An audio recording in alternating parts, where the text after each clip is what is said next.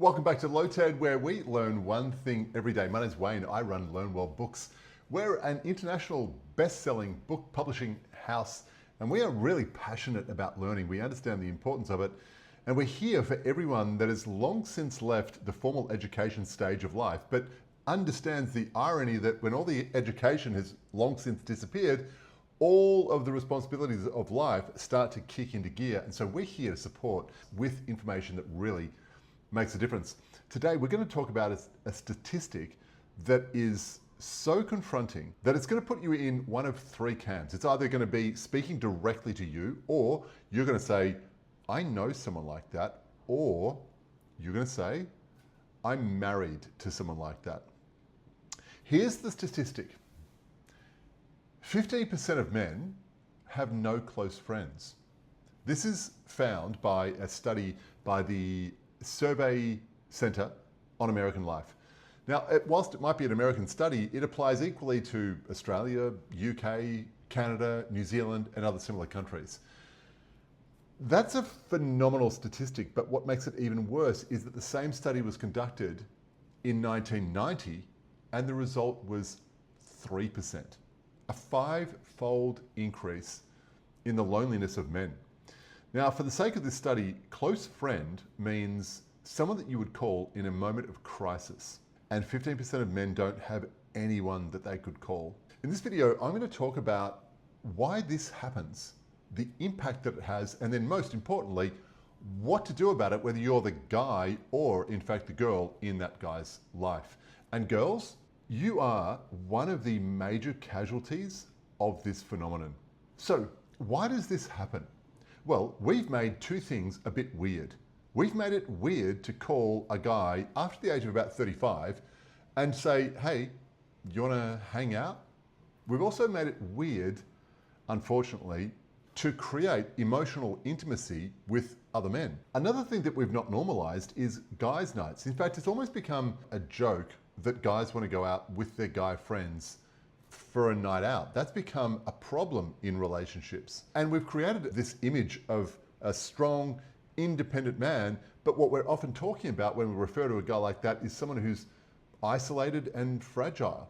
The impact that this has on marriages is like a pressure cooker. When a guy has got no close friends, his wife often becomes the only emotional point of contact that he's got. So that means that she becomes his therapist, his social coordinator, his entertainment, and his intimate partner. That's just too many roles for one person to perform. And so the marriage ends up in a cycle of the man clings, the woman retreats, and resentment builds in both people. This is not to mention the impact that this has on the health, on the mental health of men. Isolation for men leads to loneliness. Loneliness in men is strongly correlated with depression and suicide rates. When a man's got no one to turn to, he internalizes everything. Work stress, existential questions, dissatisfaction with life. And if he doesn't internalize it, he might dump it on the marriage. And a marriage cannot survive as the only relationship in a man's life. But it's certainly not just the man or the marriage that bears the weight of this phenomenon. When kids see their father with no friends, they normalize that sort of condition. Wives become emotional caregivers for men, and that's exhausting and it's very unsexy. And then a man becomes fragile, and something like a divorce, a job loss, or retirement can leave that man completely alone. Because after 40, most men's social structure is built on work relationships or relationships with their wives, partners. And when men become fragile, communities lose resilience, because men are not there to help or to be helped. So this isn't just a male problem, it's a family problem and a community problem. Male friendship has almost become frivolous, or at least optional. Guys' night is seen as immature or even selfish. But male friendship can't be seen as a luxury, it's infrastructure. Without it, men collapse and marriages become unbearable. As I said at the start, you're going to be one of three camps. You're going to be either the person that I'm speaking about, you're going to be a guy who knows people in your circle for whom this is probably true, or perhaps the most concerned listener to this is the woman in the life of a man who's experiencing this. So here's what to do in all of those cases. Firstly, guys, reach out. Whilst it may not be normal to call a friend and say, hey, let's hang out, it's time to normalize that. Because like I said, this is our infrastructure. This is what keeps us strong. This is what allows us to contribute. We need to be in contact with other guys. We need to build the habit of creating close friendships. This is not just about being social, this is survival. Men without friends die younger, divorce more, and they suffer more. So if you're recognizing this pattern in your own life or a close friend, here's how we fix it. We normalize socializing amongst men, and we proactively take steps to instigate social occasions. Girls, if you're in a marriage or a partnership with the guy that I'm talking about, encourage or even push him to go and create social situations. Not just with your friends, but with his own friends. And to guys and girls, normalize guy time. We often talk about date night, but I think it's important to introduce the concept of mates night.